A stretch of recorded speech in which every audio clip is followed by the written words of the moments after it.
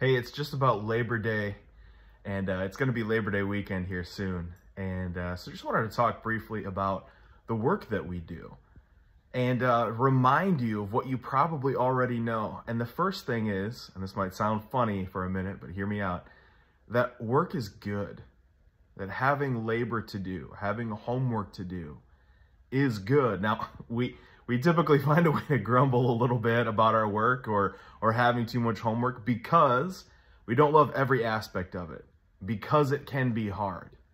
But I just want to remind you that there's this story in the Bible at the very beginning about how God makes Adam, and one of the first things that God does in relationship with Adam is he gives him a job, and he asks him to name the animals.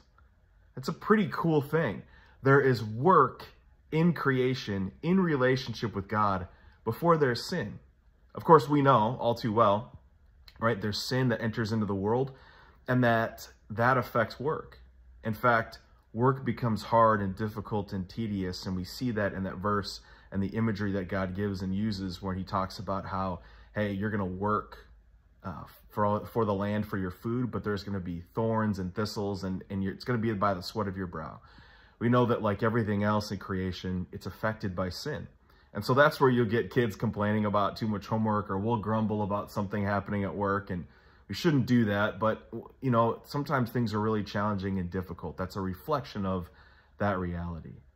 But we also know that God is redeeming our labor and our work, that it is still good and useful to do something where we earn a living and provide for others, right? Where we do something useful with our time and we take care of a task. We feel really good when that happens, but in the grand scheme of things, we also know we're in step with the way that God created us to be. He did create us for work and for labor and to do things.